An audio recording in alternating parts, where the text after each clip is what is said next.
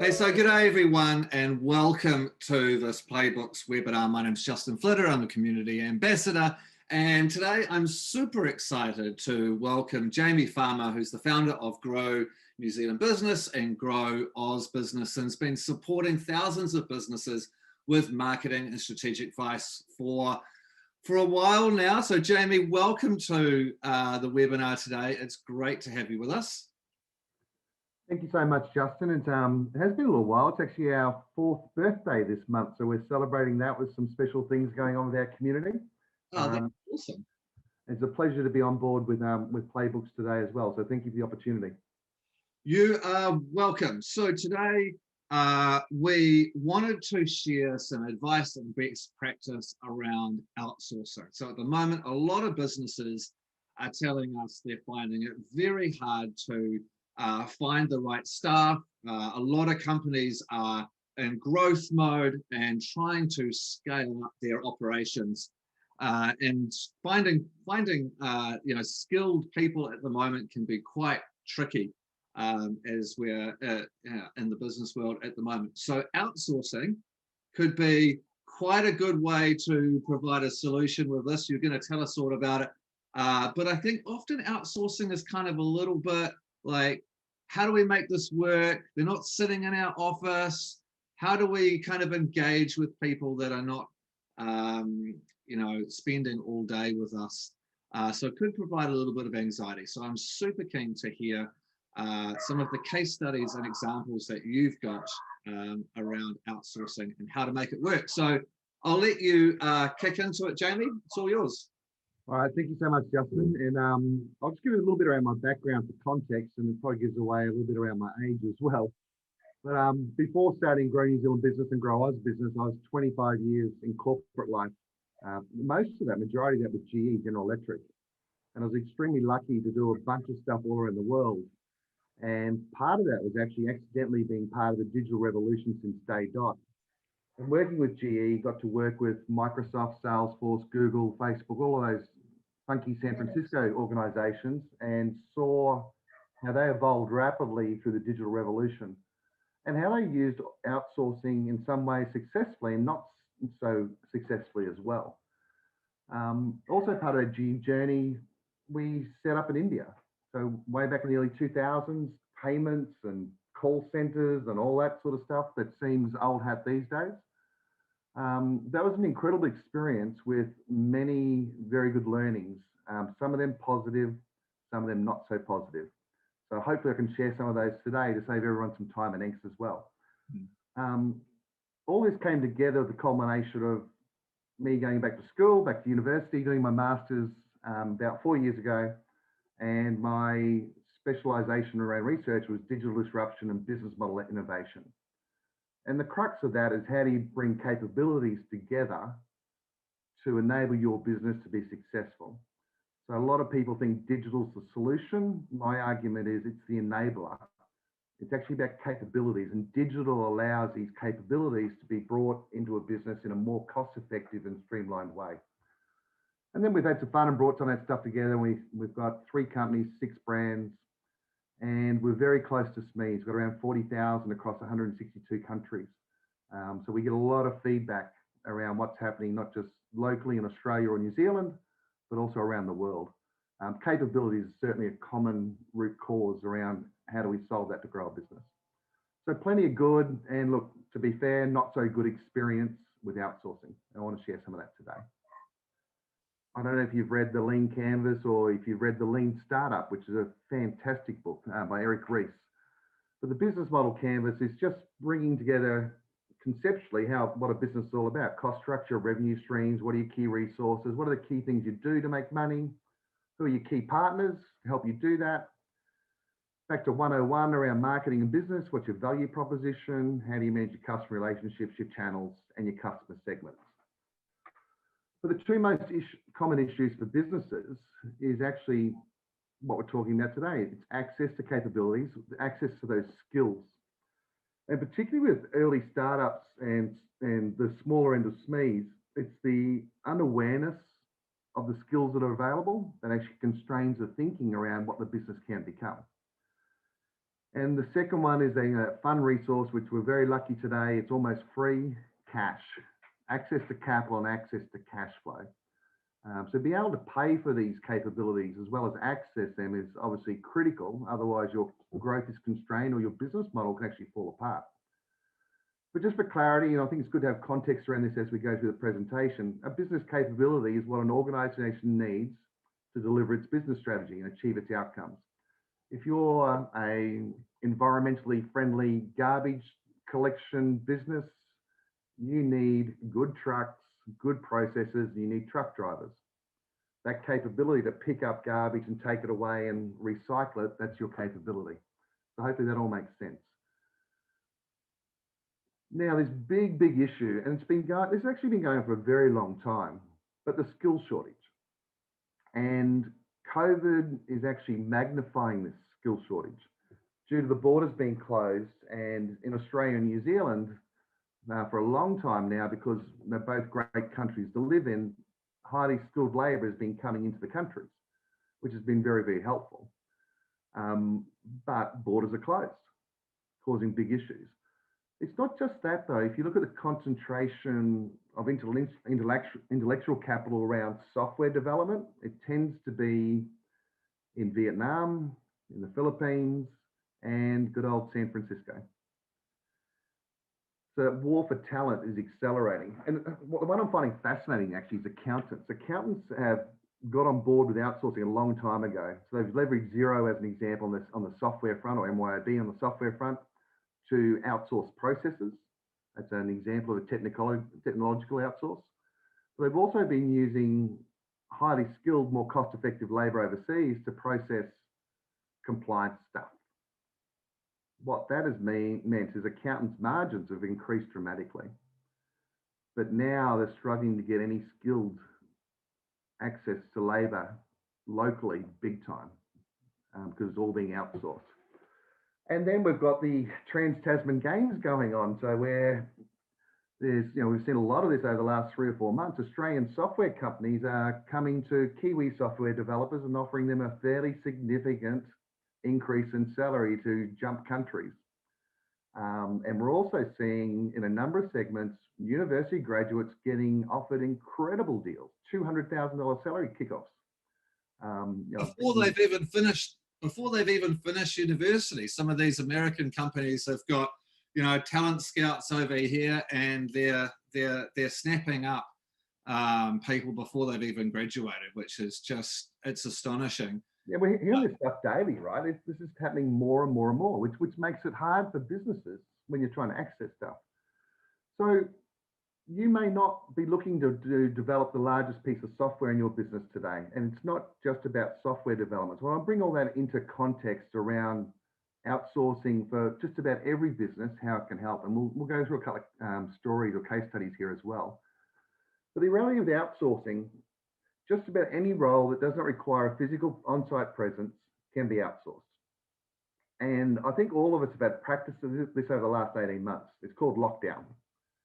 So we've worked out how to run our businesses in a lot of cases, not all cases, where we aren't physically together. Now, I'm sort of lucky. I've done this for 20-something years, because when you work for a global organisation and you've got teams all across Australia and New Zealand, you're used to working virtually. But a lot of businesses hadn't done that before, so it really forced that experience. So I'd ask everyone to draw on that as you think about this outsourcing opportunity, because it is a very significant opportunity. And it gives you access to talent all around the world. I think a lot of companies, as you mentioned, given the fact that we've been forced to do this through lockdown, have become a lot more comfortable with the fact that they're going to have a distributed workforce. There's a lot of companies like Twitter and Facebook and the big tech companies, which have now got work from home policies where you don't have to be in the office all of the time. And in some cases, they're incentivized or incentivizing people to work from wherever they want to go. If you want to go to Bali and work in the sun, not a problem. As long as you can do the hours and achieve the great outcomes that you're always going to do. I think people have become quite much more flexible around this, right? I just look, totally agree. I think in the early 2000s, technology was a barrier. It was still clunky.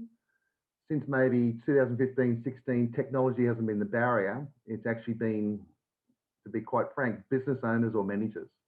Mindset. Yeah, mindset. And it's actually fundamentally based on trust. But And if you're not in the office and I can't see you sitting at your desk doing something, it must mean you're off, having coffee or playing games or something. When in actual fact, a lot of people who are working remotely are working far more efficiently and effectively, and their productivity can often be a lot higher than when they're in the office. they actually sometimes do more hours too, funny enough.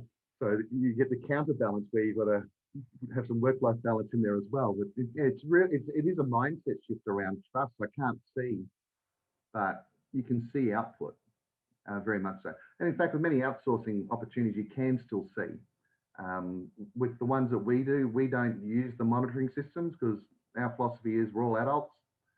We treat each other like adults. We'll act like adults.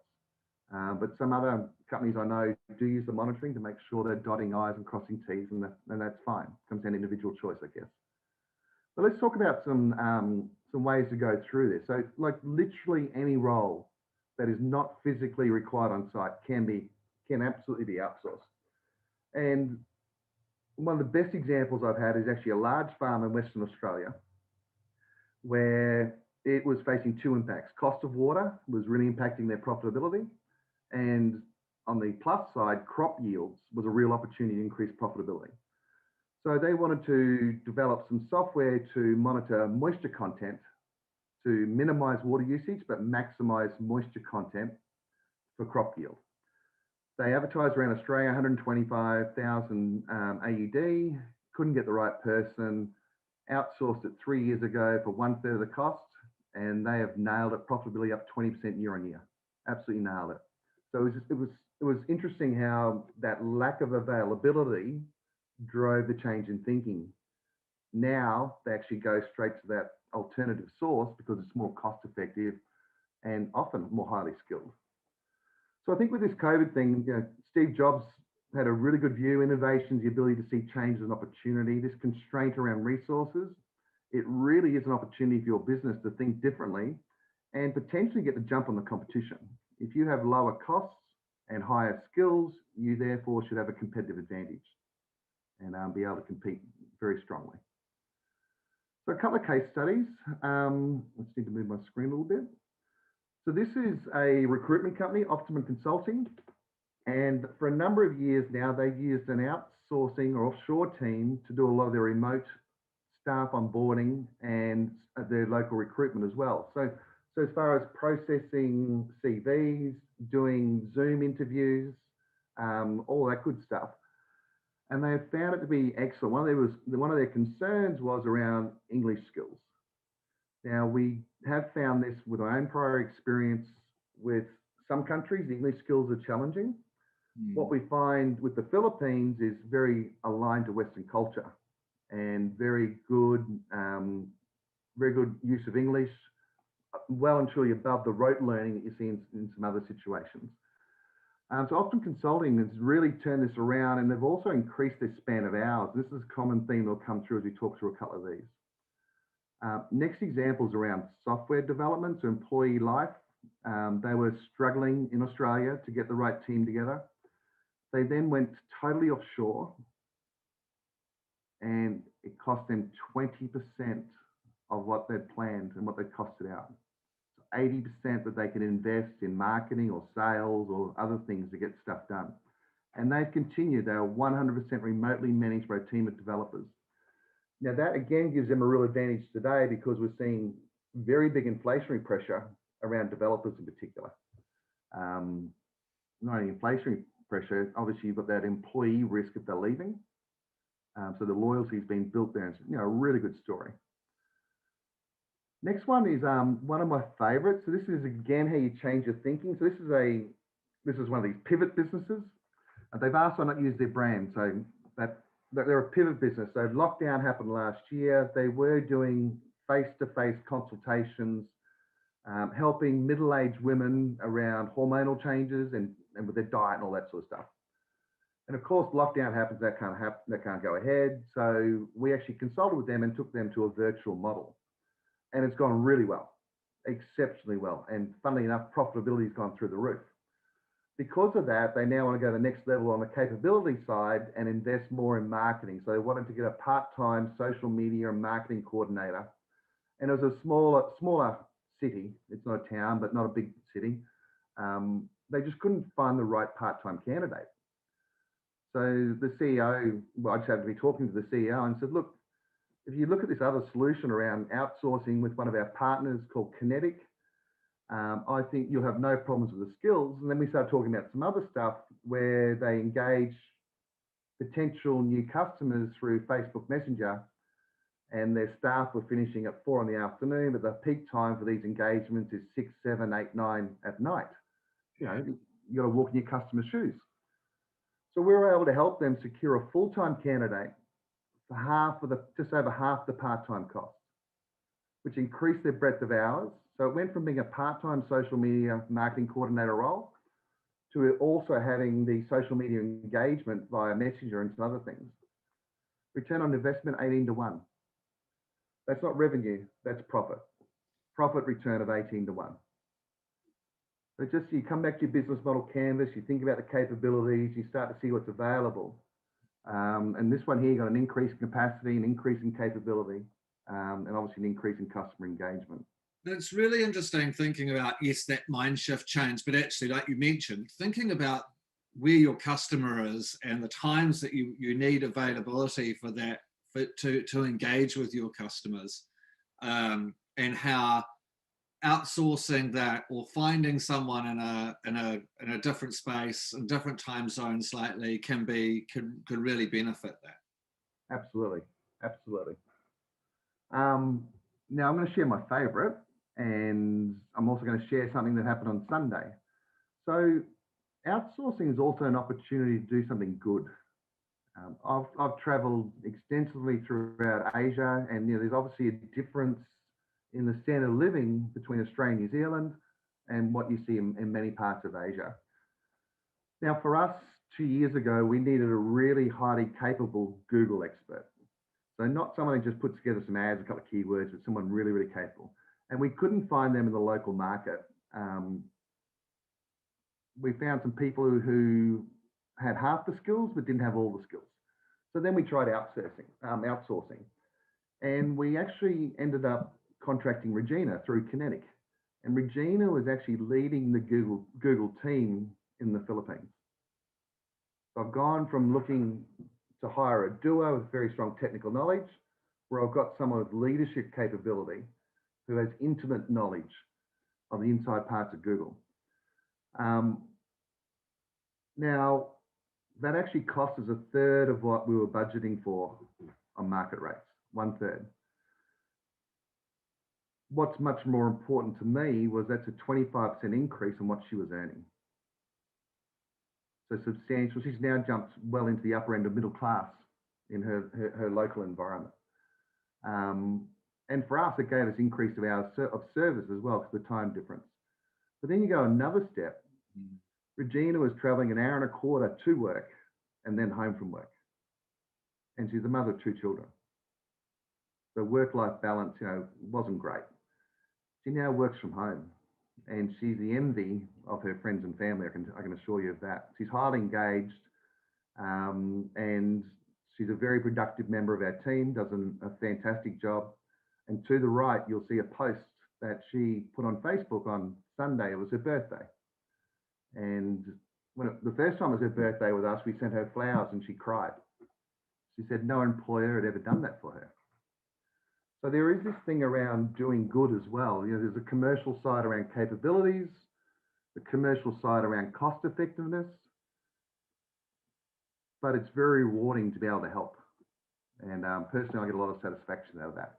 Yeah, well, you're making such a big difference for that family, right? It's huge, and the commitment that they then bring back to the business to be a part of your work family and to deliver great results just lifts substantially, right? Oh, you're right, Justin, totally. And beyond that, there's another 30 or 40 people in that network who would do anything to join our business. Yeah. So when the opportunity arises, we don't have this challenge of trying to find talent. There's people waiting to join us because it's about being a good employer, and you build your brand and reputation. That helps as well. Yes, this is one of my favorites. It was just ironically it came through on Sunday, so I thought we'd throw it in the presentation today. That's a great story. Love it. So back to one of the headlines earlier, it is anticipated the skill shortage is going to be around for a long time. And I can see exactly why that's going to be the case. Now, some of this stuff around the border, that might be short term, it might be a little bit mid-term. I think we all hope it's short term. But if I look at, I've spent quite a bit of time in Vietnam, the investment over there around information technology development, their skills, their labour force is so highly skilled. And when I look at it, Australia and New Zealand, we're not quite at the same, well, we're probably, to be fair, around the same skill level, but the volume, we don't have the volume. We're talking millions of people. So there's a real opportunity to access highly skilled people as this continues to build. I think you've mentioned, the issues around border restrictions. You've also talked about a couple of examples here of businesses that started their mind shift and outsourcing well before we had lockdown. And I think this is really a step change now to future-proof your business. So, let's take the border issues off the table, out of the equation. We actually can forget about that if we are looking now to how do we leverage expertise anywhere around the world, really, that can be available to us, so that if we do get another lockdown, or if something else happens in the future, we've still got a distributed workforce that is available to us when we need them at an affordable rate. And they're a high caliber, high productive team. And I think it's something that we should be really looking forward to around how we're starting to future-proof this, both financially and mitigating the risk of these potential interruptions in the future. Yeah, totally agree, Justin. And this, for me personally, is just a reminder of my old GE days where we had access to a global network. Any problem, someone in the GE world, any country had come across it, you just reach out and you could tap resources. The philosophy, the principles are the same. It's just working out how to go about it, and hopefully this helps solve that part of it today. So the question is probably coming up in your mind at the moment is how can my business begin the process and engage staff remotely? The good news is it's pretty much the same. You pull together a job description.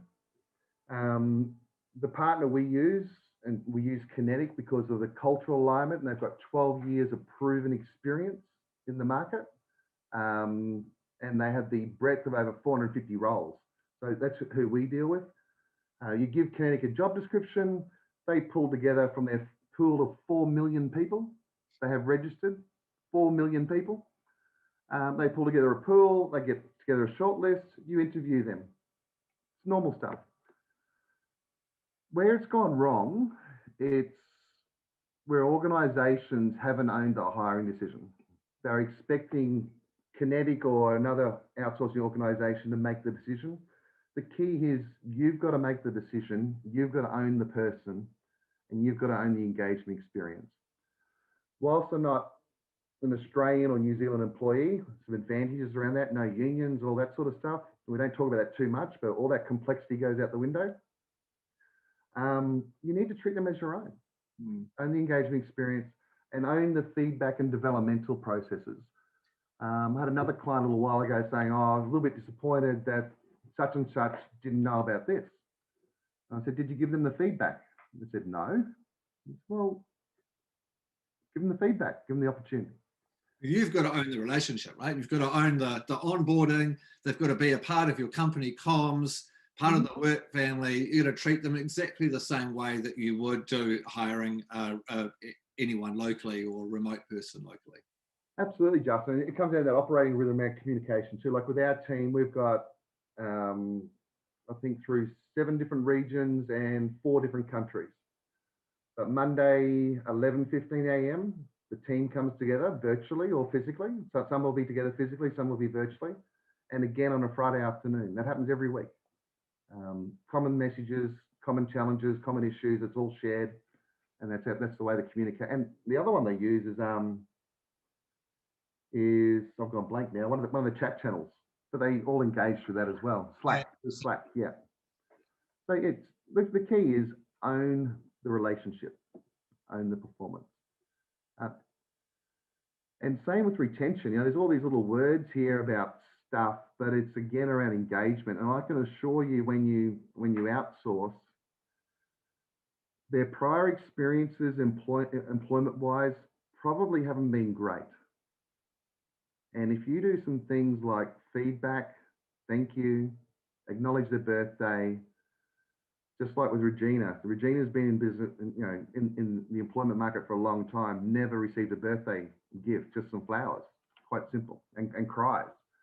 So your opportunity to do what most of us do normally, it will be highly rewarded. So that's the good news. It's really not much different from being a good employer and looking after your staff once you make that decision.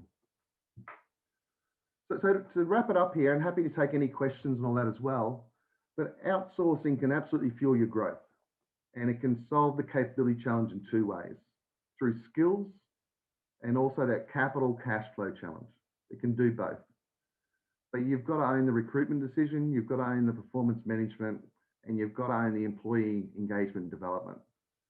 If you do that well, I think you'll find it's an outstanding success, and you'll actually be going, I wish I'd done this years ago. And you'll also start to look at ways where you can do more things, because it will free up some cash flow as well. So with all presentations we do, we have a little gift for everyone as part of our 4-year birthdays. So there's a complete guide to remote staffing. There's a link that'll be provided to everyone. You can click there for a free download, but really encourage you to think about it and have it part of your consideration. I'm speaking from my own experience. It's been fantastic. So thank you. Any questions for anyone?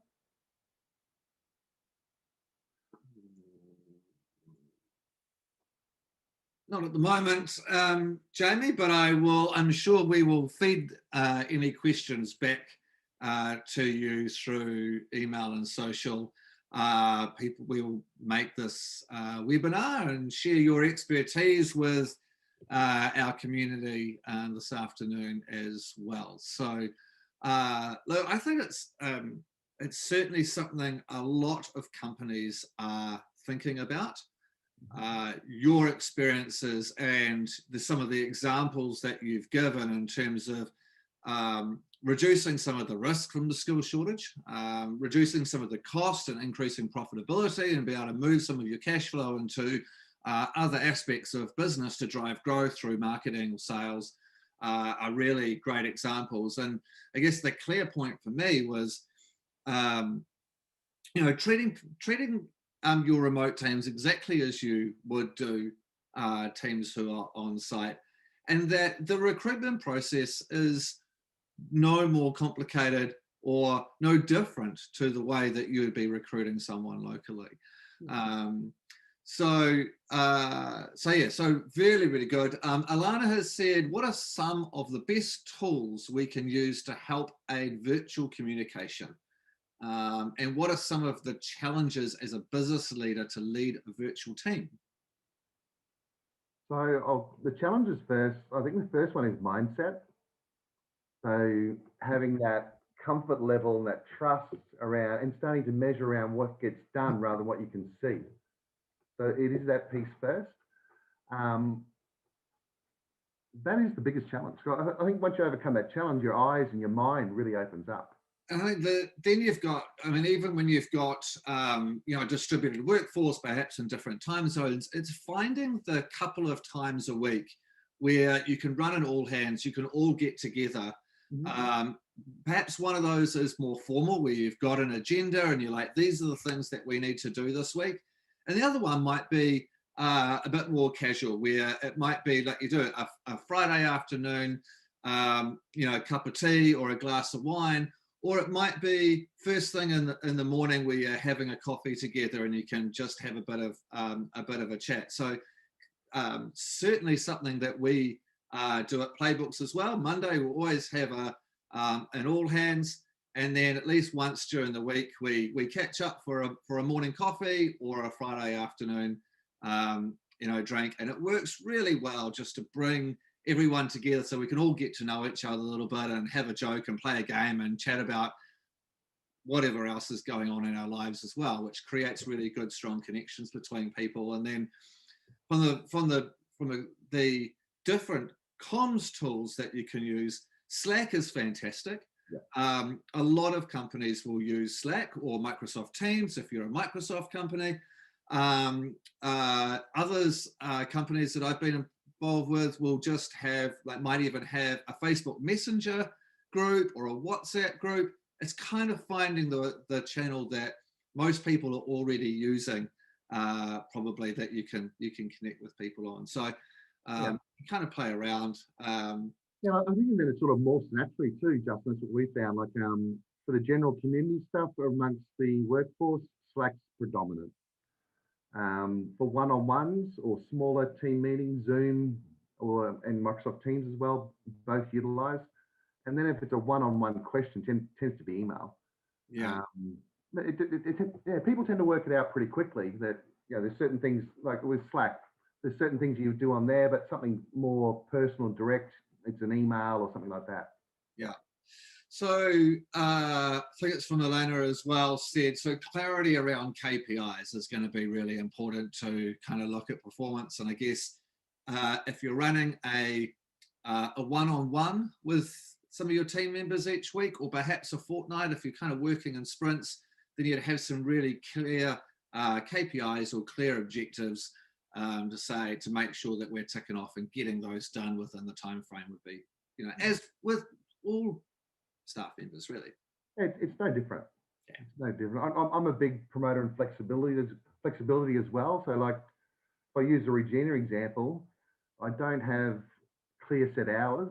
It's around she has work to do and gets that work done. And sometimes she'll be doing it midnight our time or early in the morning, but that works for her. It gives her the flexibility as well. It's outcome focused, right? It's not time at the desk. That's right. Totally different. Yeah. Hey, well, look, thank you very much to everyone that's joined this webinar, and thank you, Jamie, for sharing your expertise on outsourcing. We will make this video available to everyone on demand afterwards, and we'll provide a link through to the guide that you've shared with us as well. So that's a wrap. Thank you for joining us today, and we'll see you in the next webinar. Thank you, everyone.